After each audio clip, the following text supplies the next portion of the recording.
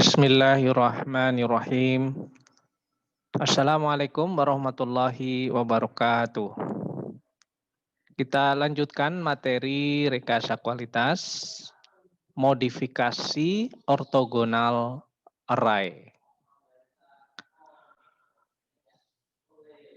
Kenapa nanti kita akan belajar memodifikasi ortogonal array atau OA? Itu karena dalam real problem di lapangan kadang tidak tersedia ortogonal array standar.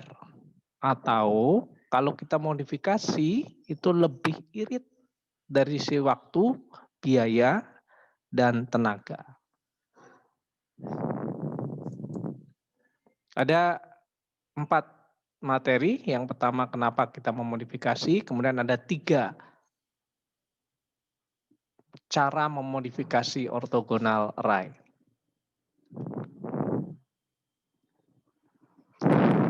Ini tadi saya sampaikan bahwa situasi nyata proses produksi itu tidak selalu bisa dieksperimenkan dengan menggunakan OA standar 2 atau 3 level.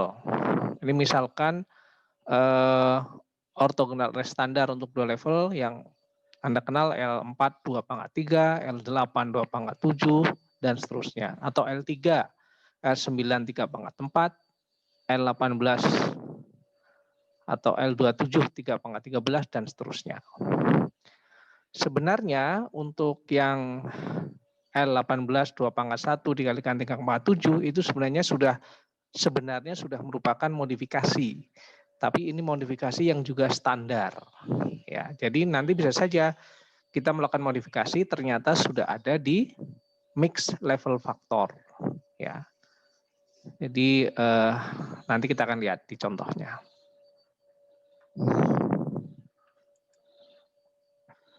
Oke, yang pertama yaitu teknik atau desain multi level. Ya, jadi kalau kita mau eksperimen dengan faktor yang beda level, jadi misalkan faktor A 2 level, faktor B-nya 4 level misalkan, dan sebagainya, maka ini masuk ke dalam teknik desainnya adalah multi level. Umumnya teknik ini itu memasukkan faktor yang lebih tinggi, jadi misalkan 4 level kepada atau dalam ortogonal array seri 2/n. Jadi 2 itu menunjukkan 2 level ya. Jadi 4 level kita masukkan ke dalam OA yang seri 2 level. Atau 8 level ke 2 level. Itu untuk yang seri 2/n. Sedangkan untuk seri 3/n tentu saja kita bisa memasukkan 9 level dalam seri 3/n. Prosedurnya tentu saja seperti biasa kita selalu menentukan derajat kebebasan dan ortogonal array-nya. Kemudian pilih linear graph yang sesuai, modifikasi linear graph-nya, menuliskan level faktor baru, mengatur kembali kolom dalam ortogonal array, dan buat linear graph yang sesuai.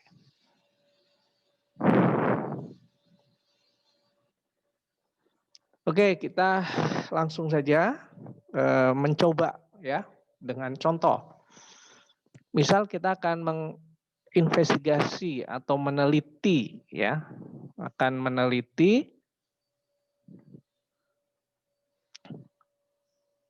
faktor atau pengaruh faktor A, B, C, D, dan E. Ada 5 faktor ya.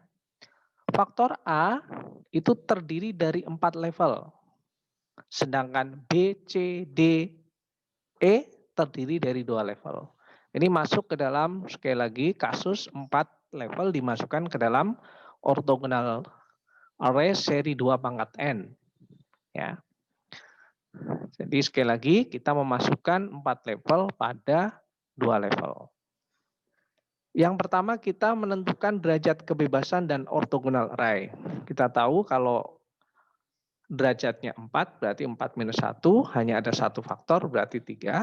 Kemudian untuk faktor B, C, D, E Ada 4 faktor, 4 kali levelnya 2, 2 minus 1 sama dengan 4. Sehingga derajat kebebasannya 3 tambah 4 sama dengan 7. Berarti kita cari ortogonal array standar sebelum dimodifikasi yang derajat kebebasannya minimal 7. Ya.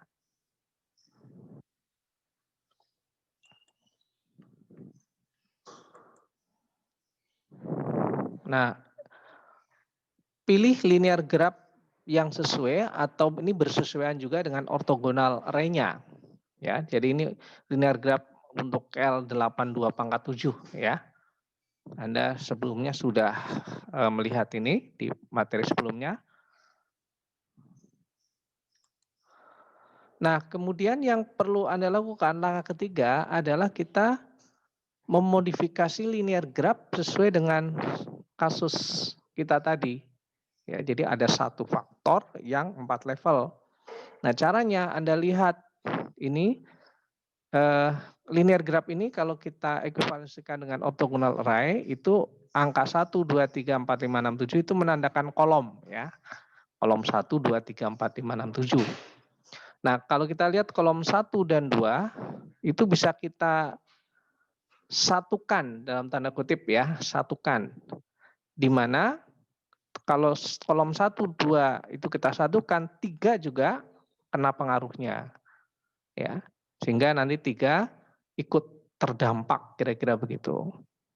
Ya, ini modifikasi orderannya sekali lagi untuk menempatkan faktor A-nya.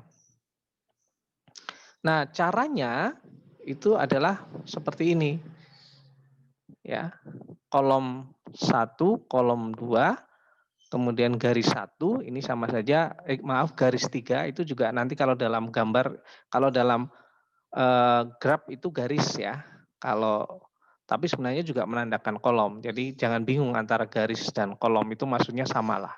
Itu garisnya itu bersesuaian dengan linear graph-nya, sedangkan kolom itu bersesuaian dengan tabelnya.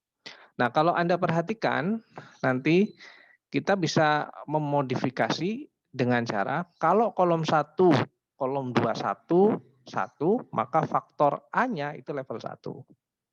Ya. Kalau kolom 2 nanti 1, kolom 1 1, kolom 2 2, kombinasi 1 2 itu untuk faktor A-nya adalah level 2. Sedangkan kalau kolom 1 2, kolom 2 1, faktor A-nya level 3. Kolom 2, kolom 1 2 dan kolom 2 2 faktor A-nya 4. Jadi kombinasi 1 1 sama dengan 1, 1 2 sama dengan 2, 2 1 sama dengan 3 dan 2 2 sama dengan 4. Ini adalah teknik desain multi level. Ya, sehingga kalau kita lihat ya, ini orthogonal array yang bersesuaian dengan linear graph tadi ya. Jadi kalau kita lihat di sini ya, ini tadi kan orthogonal array ini mempunyai eksperimennya yang kita lakukan adalah dengan derajat kebebasan lebih besar sama dengan 7 ya. Ini sudah lebih besar sama dengan 7. L8 2 pangkat 7 ini orthogonal array standarnya seperti ini. Ya. Sekali lagi, ini masih belum. Jadi mengatur kembali dalam OA ini belum dilakukan layout 1. Nah, kemudian baru ini setelah kita lakukan tadi, perhatikan di sini kolom 1 2 3 itu hilang. Ya. 4 5 6 tetap. Jadi ini gampangnya ini kita kopas, ini 1 2 3-nya kita hapus, kemudian kita masukkan misalkan nih kolom 1 1 ya. Tadi kolom 3 ini diabaikan ya, ikut terdampak, jadi dihapus tetapi tidak kita perhatikan. 1 1 ini menjadi di sini 1 ya. 1 1 di sini 1. Nah, 1 2 ya. 1 2 tadi 2. 1 2 2. 2 1 3, 2 1 3, 2 2 4, 2 2 4. Sehingga kolom 1 2 3 hilang menjadi satu kolom saja. Ya, kita sebut sebagai kolom 1 nggak apa-apa. di mana levelnya itu sudah berubah. Tadi kan 1212 ini menjadi 1122 33 dan 44. Hasil dari kombinasi yang ini ya, menuliskan level faktor baru. Di mana kalau 11 sekali lagi faktor A-nya 1, 122, 213 dan 224. Oke, ya sehingga ini ya eksperimen tadi yang faktor A 4 level, kemudian faktor B, C, D, E 2 level, itu bisa kita running dalam orthogonal array yang sudah termodifikasi menjadi seperti ini. Jadi L8, 2 pangkat 4, ini ada 4 faktor untuk 2 level, dikalikan 4 pangkat 1, 1 faktor dengan 4 level. Ya. Sehingga penugasan, oke, ini dari sisi linear graph yang sesuai, kita tadi ya, kita satukan ya, kita gabung menjadi seperti ini. Di mana garis ini 5, 6, 4. Oke ya, ini, nah, penugasannya tentu saja yang kolom pertama untuk A karena 4 level ya, kemudian yang lain boleh B, C, D, E. Perlu dicatat di sini bahwa ini kasus eksperimen di mana tidak ada interaksi antara faktor B, C, D, E ya, salah satunya. Kalau ada tentu saja ini menjadi tidak cukup ya. Jadi tolong diperhatikan. Jadi ini kasusnya ya hanya untuk berlaku di mana B, C, D, E itu tidak ada interaksi, misalkan interaksi B dan C ya. Nah, kalau kita lihat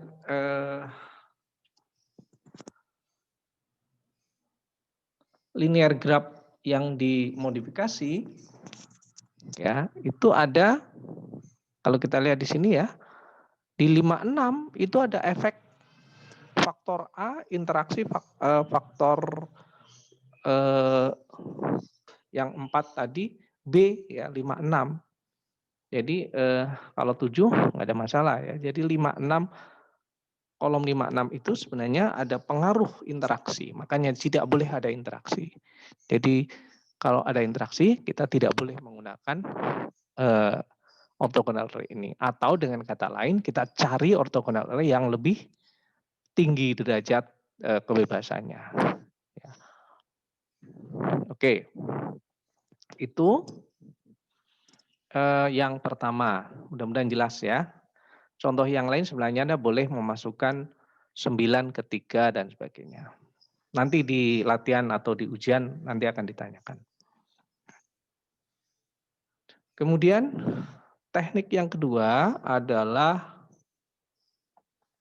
dummy level.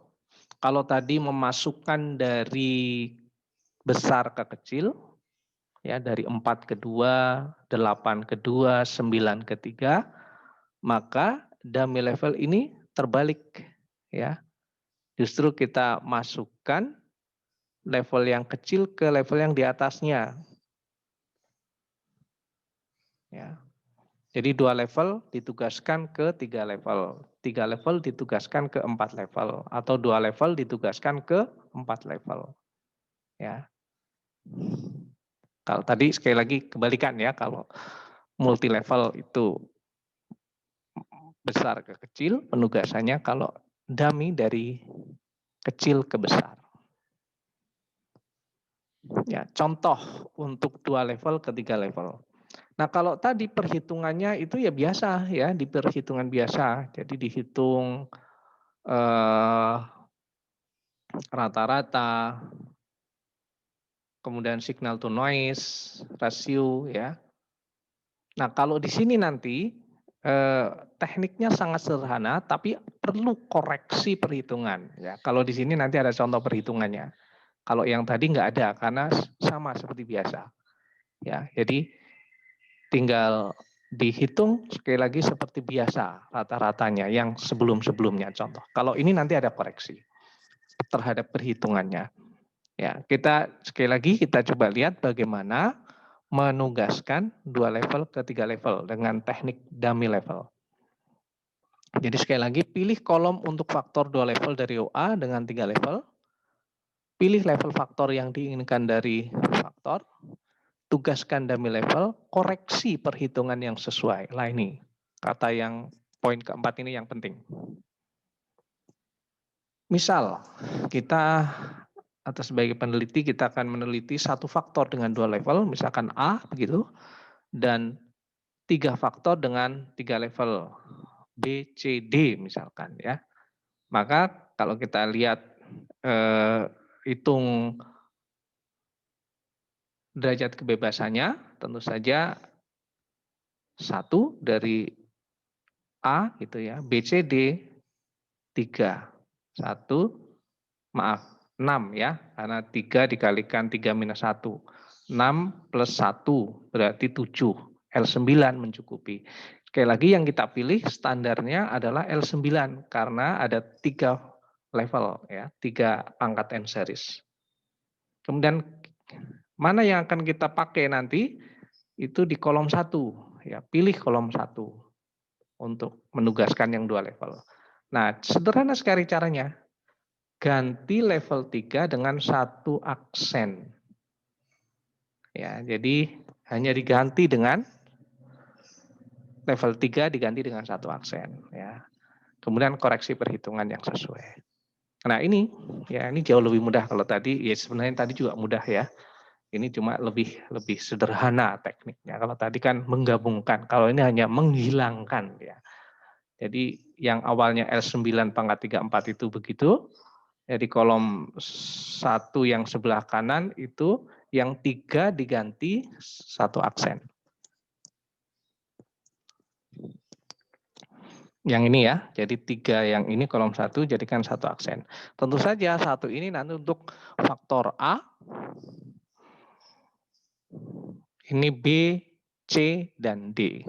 Lagi-lagi di sini tidak ada interaksi antar faktor. Kalau ada interaksi berarti dicari orthogonal array yang lain.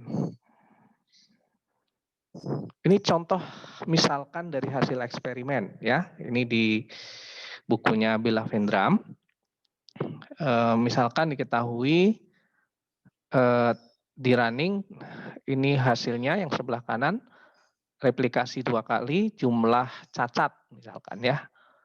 Jadi 15, 13, kemudian 4, 3 dan seterusnya. Kemudian kita hitung jumlahnya ya. Dari tadi ini dihitung jumlah 28, 7 dan seterusnya. Kemudian dihitung tabel responnya. Nah, ini yang mulai sini ini ada koreksi nanti ya. Jadi tetap awalnya dihitung semuanya. Karena kan BCD itu kan levelnya 3 ya. Dihitung untuk level 3 berapa. Nah, untuk level A juga sama. Nah, cuma kemudian karena level 3 tadi adalah 1 aksen, maka kita jumlahkan 6 ditambah 5,33 dibagi 2 atau 11,33 dibagi 2 5,67. Jadi nanti yang kita pakai adalah yang level 1 6, level 1 5,67, level 2 8,33 ya untuk A. Sehingga gambar grafik responnya seperti ini. Ya. Jadi yang A itu hanya A1 dan A2. Nah, ini koreksi berikutnya adalah di hitungan analisis variansinya. Ya. Ini urut-urutannya ya. Nanti ini tolong dicermati langkah-langkahnya. Jadi kalau nanti ada soal yang berkaitan dengan dummy level, maka ikutilah langkah-langkah ini. Yang pertama, calculation of total sum square ya. Jadi S totalnya. Jadi semuanya tadi dikuadratkan ya. Jadi 15 kuadrat ditambah 13 kuadrat sampai ditambah 2 kuadrat yang tabel ini ya. Nah, ini 15 kuadrat, 13 kuadrat, ini yang terakhir tadi 0 kuadrat ditambah 2 kuadrat. Kemudian overall mean ya, tentu saja dijumlahkan semua dibagi 18. Calculation of SM, perkalian antara jumlah data dikalikan rata-rata overall mean kuadrat. Ya, 18 dikali 656 kuadrat. Kemudian calculation of SA. Nah ini ya, ini Anda tolong perhatikan. Di sini. Tadi kan sudah dikoreksi ya. A1 dan A1 aksen. Ya, jadi sini SA-nya ini adalah jumlahnya berarti 12 ya, karena 6 tambah 6 berarti 12. Nah ini 5,67 tadi ya. Rata-rata dari level 1 dan level 3 dalam tanda kutip atau level 1 aksen. Ya, kemudian dimasukkan ke sini, ketemu sini. Kalau untuk menghitung SB, SC, dan SD tentu saja ini semua jumlahnya adalah 6 ya. Ini seperti biasa. Oke ya, jadi kalau ini sekali lagi dikumpulkan tadi ini. Sedangkan ini 1, 2, 3, dihitung semuanya. Kemudian calculation of SEA ya. Nah, ini berikutnya tolong diperhatikan kembali tentang A1 aksen ya, sehingga menjadi seperti ini. SA1, A2, A1 aksen.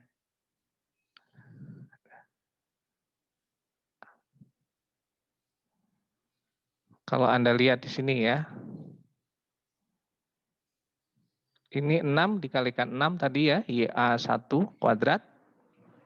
Kemudian 6 dikalikan YA1 aksen. Kemudian dikurang NA1, NA1 aksen.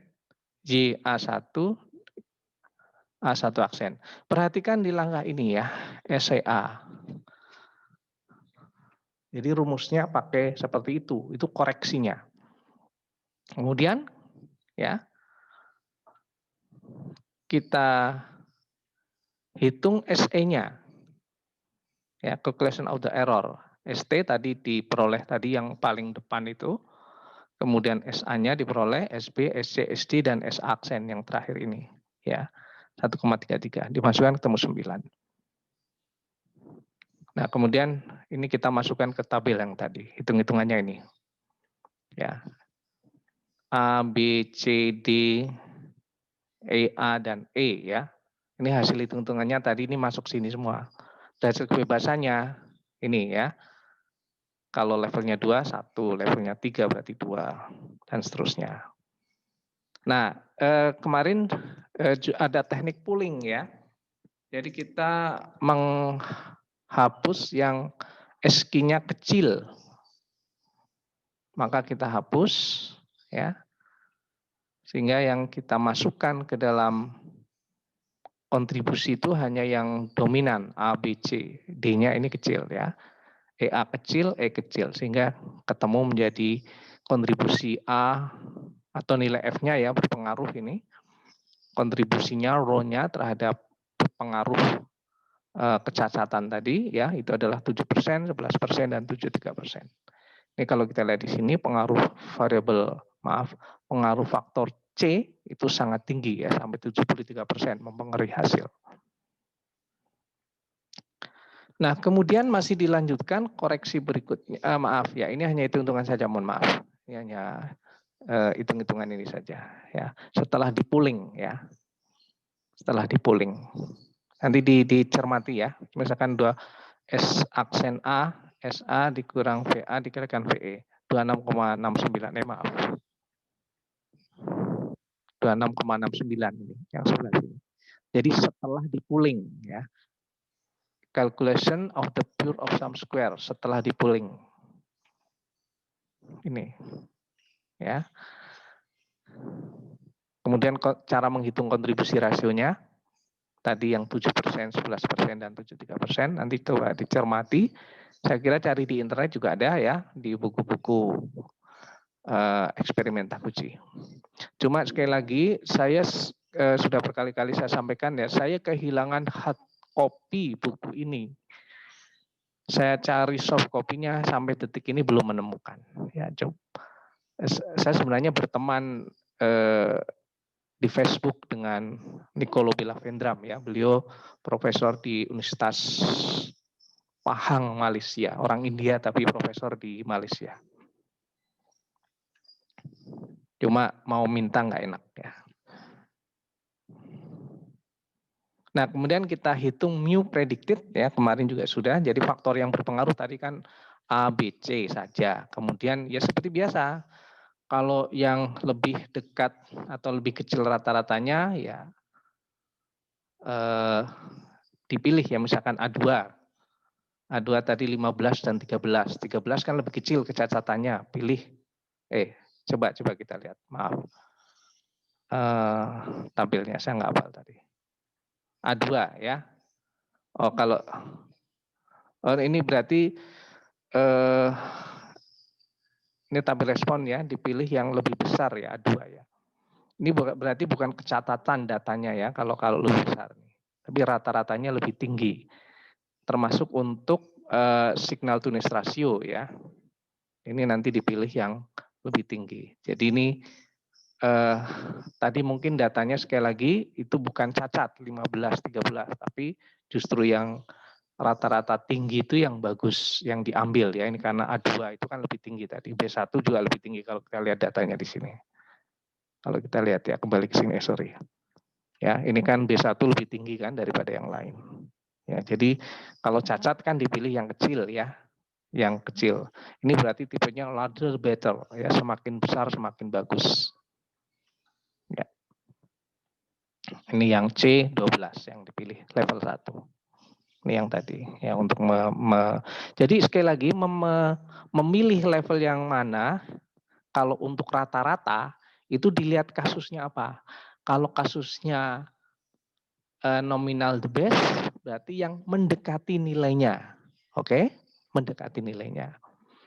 Ya, sementara kalau kasusnya larger the better yang paling besar. Contohnya ini. Kalau smaller the better, pilih yang lebih kecil rata-ratanya. Oke ya. Tetapi kalau untuk memprediksi variansi karena berbasis signal to noise ratio, apapun masalahnya yang dipilih adalah SN ratio yang terbesar. Clear ya, mudah-mudahan tidak ada kesalahan berikutnya. Dan yang terakhir adalah desain residual faktor. Ini merupakan cara yang useful istilahnya ya, dalam menugaskan faktor yang kompleks dengan eksperimen. Saya belum pernah membimbing mahasiswa memakai desain ini, padahal kasusnya sebenarnya ada, tapi kadang-kadang kita tetap menggunakan yang standar sekali lagi ya. Ini ada dua cara, yaitu nested factor dan idle column. Kita lihat yang pertama, yaitu nested factor atau faktor yang bersarang, kira-kira begitu ya.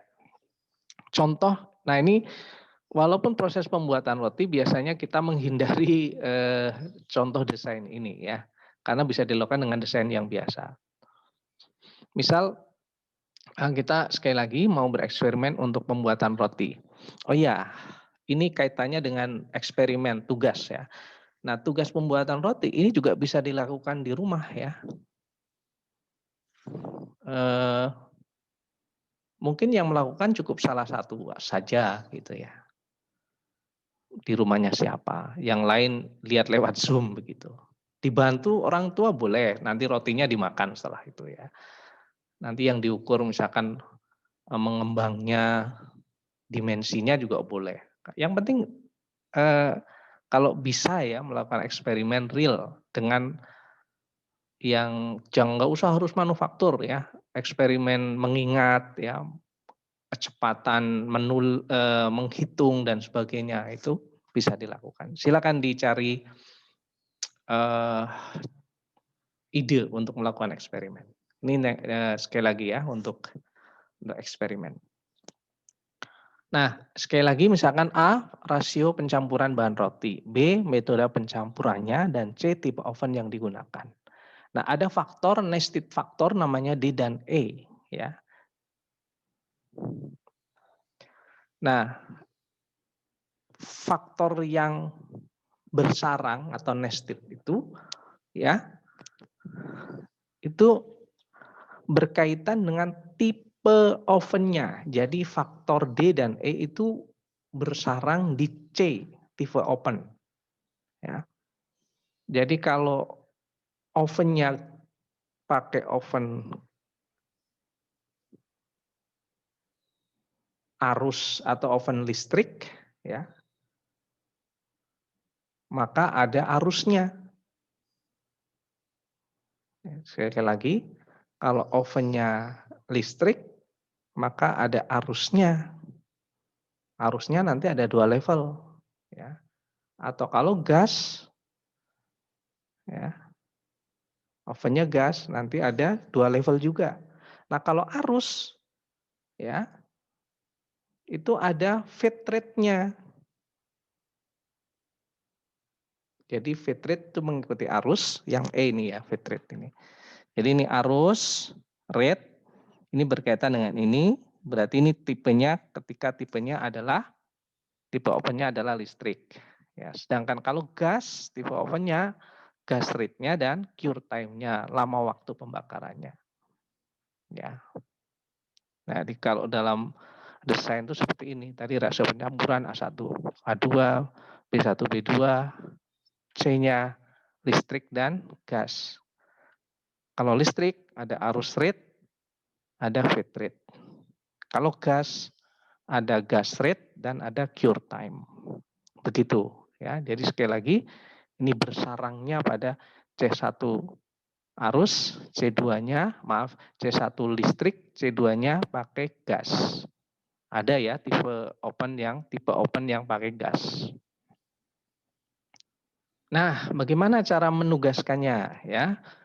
Gambar linear graph seperti biasa atau langsung pilih OA juga boleh sih sebenarnya ya. Kemudian sesuaikan linear graph, hilangkan yang tidak ditugaskan dan tugaskan faktor dalam orthogonal array. Tadi untuk contoh kasus tadi ya. Itu kalau kita hitung derajat kebebasannya itu kan ada 5 faktor, 2 level, kan cuma 4. Berarti L8 2/7 cukup. Oke ya, linear graph-nya Anda sudah hafal ya. Tapi ini setelah kalau Anda perhatikan bahwa D dan E itu bersarang pada C, dia harus dalam posisi menginduk ke C. Nah, digambarkan dengan seperti ini. Ya. D ke C, E ke C. Sementara garis ini dihilangkan, tidak dipakai ya yang tadi. Atau diambil oleh A, karena tidak dipakai diambil oleh A ya. Jadi AB ini independen bebas ya. Sementara D dan E itu bersarang ke C. Nah, kemudian ini ditugaskan ya. Kalau C di 1, maka D itu di 2, E di 4. Ini kalau standar kan begitu ya. Ini 1, 2, 3, 4, 5. Ini yang garis ini 6, tapi kemudian kita ambil 6 ya. Kemudian 7. Sehingga penempatannya nanti sekali lagi faktor C itu ada di 1, di kolom 2 ada D, di kolom 4 ada E, di kolom 6 ada A, di kolom 7 ada B. Jadi agak aneh ya. Memang ini topik agak susah. Jadi kalau ada kasus baru yang lebih kompleks itu memang perlu perenungan untuk menyusun ya, untuk membuat. Ya. Kemudian yang berikutnya, hilangkan yang tidak ditugaskan. Tadi sebenarnya sekali lagi asumsinya ya dalam banyak contoh bagi pemula ya, itu tidak ada interaksi. Dan memang Taguchi salah satunya menghilangkan interaksi. Karena di awal pertemuan saya menyampaikan ya, 80% eksperimen itu dipengaruhi oleh faktor utama, kira-kira begitu. Sama seperti Pareto. Artinya interaksi berikutnya, misalkan interaksi 2 faktor, itu kurang dari 20%. Apalagi interaksi 3 faktor. Sehingga dalam banyak eksperimen Taguchi, ya, interaksi 2 faktor itu tidak atau jarang diperhatikan. Kecuali sekali lagi para peneliti tahu persis interaksi itu. Ya. Di model, di teknik, di pengalaman itu pasti ada interaksi dan cukup besar interaksinya, maka ya harus diperhatikan. Ya, tapi jarang sekali eksperimen Bahkan saya tidak pernah membaca soal yang ada interaksi 3 faktor.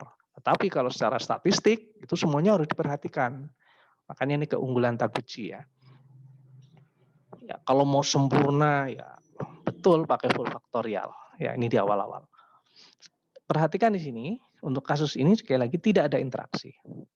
Interaksi antara faktor aksial, nah yang perlu diperhatikan itu justru interaksi antar faktor aksial dan nested yang selalu tidak ditugaskan untuk menghindari kekacauan interaksi.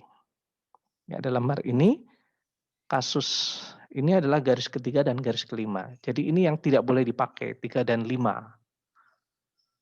Ya, makanya kemudian ini A itu di 6 dan B di 7. Ya. Nah, sehingga penugasannya seperti ini. Ya. C, D, E, A, B. Nah, bagaimana pelaksanaan eksperimennya? Itu kira-kira seperti ini nanti, ya. Kalau C-nya 1, pakai D. Ya, D1, D2. Kalau C-nya 2, pakai ini ya. E1 dan E2. Tergantung tipenya ya, C-nya. Jadi kalau gas ya gas, kalau ini penulisannya kurang baik ya. Ini yang mungkin harusnya yang pokoknya kalau C itu berkaitan dengan D ya. C1 maksudnya, kalau gas ya ikut gas, kalau listrik ya, oh maaf, C1 listrik ya. Jadi C1 itu ikut arus listrik ya. Oh ya ya, ini udah benar maaf. Jadi kalau kita kembali ke sini, ini kadang-kadang memang kalau nggak lihat ini pokoknya gini aja. Kalau tipenya oven 1 ya, tipe ovennya listrik, maka yang diperhatikan adalah arus listrik dan feed rate-nya. Jadi D1 dan E1 ya, atau D dan E ini. Bukan D1 dan E1, tergantung tabelnya nanti ya. Kalau ovennya gas, ya ikutilah gas rate dan cure time. Jadi sebenarnya sama seperti ini, cuma ini didetailkan seperti ini. Ya, jadi misal, ini eksperimen ke-5 misalkan. Ovennya kan apa? Ovennya oven gas. Berarti ini D-nya ya pakai yang gas. Gas itu gas rate ya, level 1. Gas rate-nya level 1 di sini. Kemudian E-nya kalau gas cure time-nya level 1. Ya, kira-kira gitu. Ya. AB-nya sama. Ini mudah ya. Yang agak complicated memang di sini. Ya, itu materi yang saya sampaikan pada pertemuan kali ini. Silakan sebenarnya ada beberapa lagi di buku Bella Vendram ya. Coba sekali lagi saya tidak bisa mengakses lagi. Jadi hanya itu yang bisa disampaikan ya. Intinya sebelum kita lanjutkan pekan depan dengan design of dynamic system, bahwa dalam real problem kadang kita bertemu dengan kasus yang tidak bisa diselesaikan dengan ortogonal standar, maka perlu modifikasi tadi ya. Intinya itu saja sih ya yang kita pelajari pada hari ini. Demikian, mohon maaf sekali lagi. Kalau ada pertanyaan, komentar silakan ditulis di Google Classroom. Demikian billahi taufiq wal hidayah. Wassalamualaikum warahmatullahi wabarakatuh.